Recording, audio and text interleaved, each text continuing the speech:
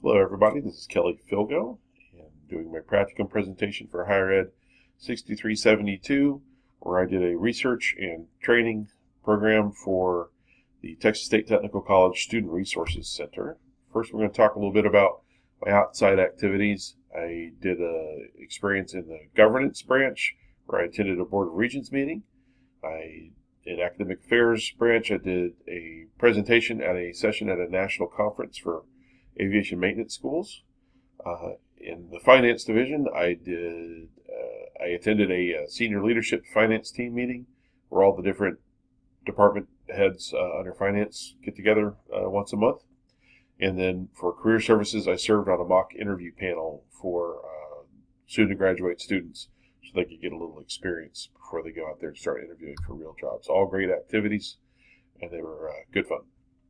All right, so for some context, I was working for the Student Services Division on our Waco campus, who up until recently were broken down by utility, financial aid, student advising, success coaches, etc. They have all been combined into one-stop solution for students. They do caseworker management now, where a student ideally has one caseworker that they work with the entire time they're here, regardless of their need. There's a lot of research that shows that's a very useful way to go about it. Bad part was that the team was given very minimal training and then just sort of sent out to figure it out. Their team manager, who is my site supervisor, was overloaded with tasks, didn't have any time to do evidence-based decisions regarding training or policies. And of course, as a Sam Houston student, I understand the need for the scholar practitioner, and so that's what I was going to try and bring to this project. And even though they were recently formed, they were already very overwhelmed and stressed out. The project that I did is I served as my site supervisor's personal research assistant to help find a better way to go about doing things, to find out what was important to include in training. She knew that she needed to do it. She just wasn't sure where to start. She had some specific ideas what to research. I asked that we not do that. I didn't want to sort of preconceive what our solutions were going to be, and I'm glad I did it that way. I found some things in the literature that she didn't expect and that she did not think to value, but I've helped her change her mind about that. So that's a win right there. All right, so phase one, I did my research. I did an annotated bibliography. We found 12 sources. Worked closely with a librarian to help me.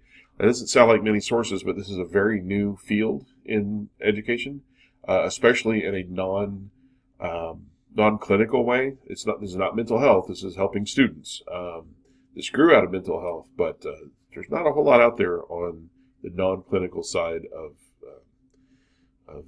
what we're doing.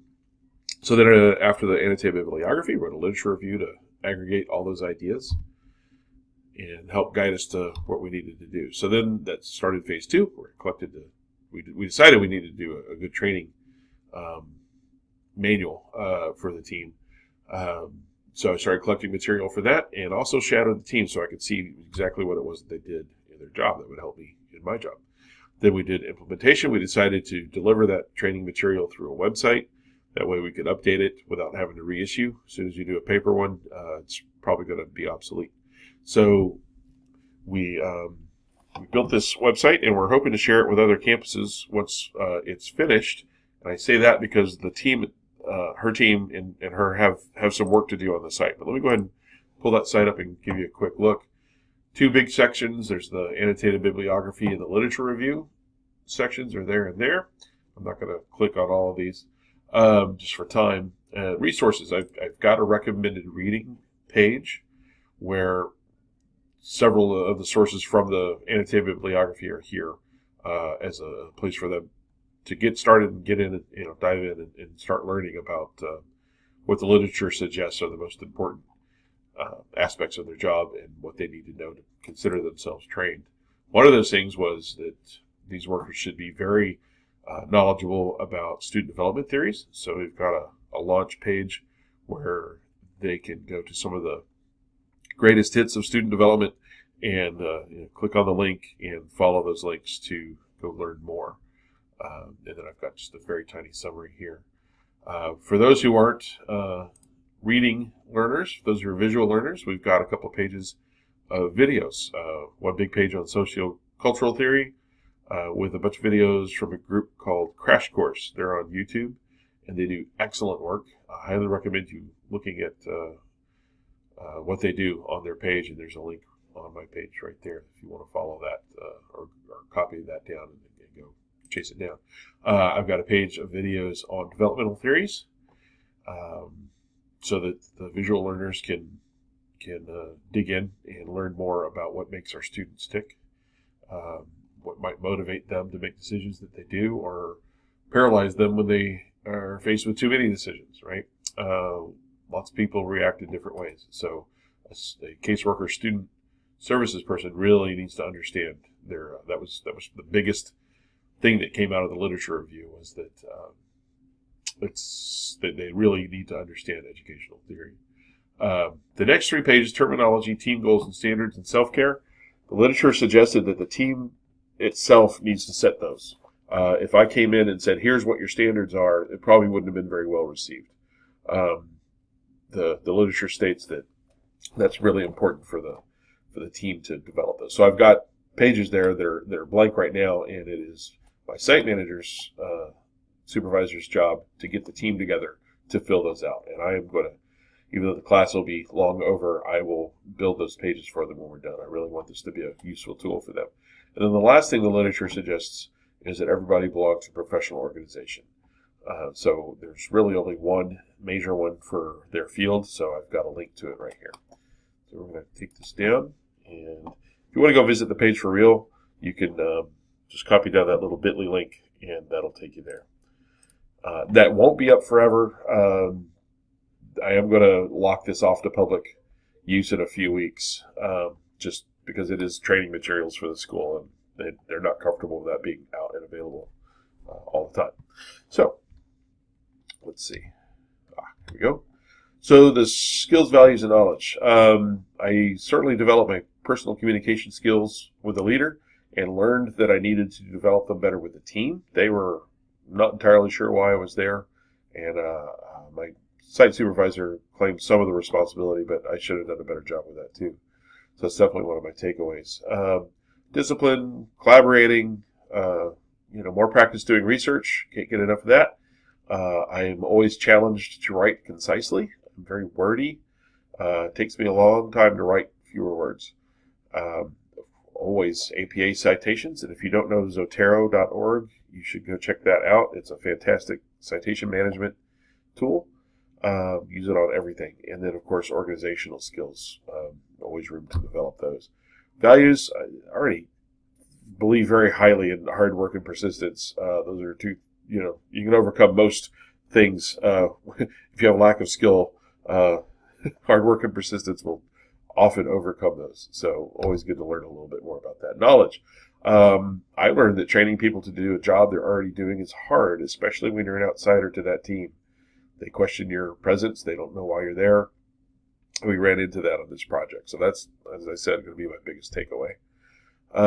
Theories and concepts. Applied lots of student development theories that we've been studying. Learned a few new ones. Like I said, there's dozens and dozens of them, so there's always more to find out. But I try to at least provide them with the greatest hits. What was great was seeing that people who had never studied educational theory picking up on things that they held as just instinct or common sense, to see that there was some theory behind that backs them up. A few of the people on the team were pretty excited to see that. We are almost out of time, so I'm going to try and get this done within 10 minutes. Frustrations. Seeing the team of professionals kind of thrown to the wolves without enough time to create some good evidence-based decisions before they got started was kind of frustrating to see that. Personally, I was a little frustrated that some members of the team were not happy about me watching them do their job. Again, that was probably a communications issue. We could have done a better job with that. And some of them didn't really seem to want or welcome any input. The joys, having a site supervisor, was very happy to have help in the area where she struggles. And struggles to find time, but also she says she struggles to find motivation to do the research before making decisions. She's kind of a seat of the pants person. The welcome from team members who were glad to have my input. Some of them are very new in this field, and they felt like it was great to have some help. And then creating a product that will make a difference in how our students receive the help they need really is probably the greatest joy that came from this. I'd like to think I built a tool that's going to help more of our students succeed. That is the reason why we're here.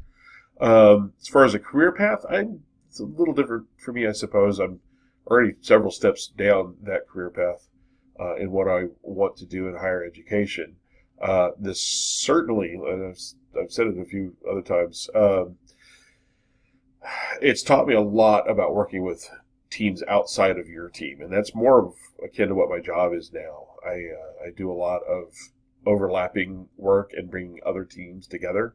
So this is going to be a very valuable lesson for me to remember to include everybody in the decision-making process. So that's probably worth the whole thing right there. Suggestions I have: communicate early with all the parties. Be aware that if you're working in an area you've never worked in before, that you might not be, that people might not be excited that you're there getting in their business. So just be aware that that can happen. Get input from the whole team. I think that's the antidote there, is get input from the team early. Pragmatically, don't let the calendar fool you into thinking you've got lots of time to get things done, because it'll sneak up on you. But also don't panic when you see how slowly those 75 hours are coming off the clock. Just stay at it, work consistently, and you should be fine. And, of course, the final advice for anyone going into practicum is to work hard, but don't forget to have fun, okay? We're doing something we love, and you're almost done with school. So just get in there, dig in, and enjoy that last semester if you're just coming into the practicum class. Hey, I'm at 12 minutes. I've gone over, so I'm going to call it off right there. Thank you for watching, and thank you, and look forward to your comments.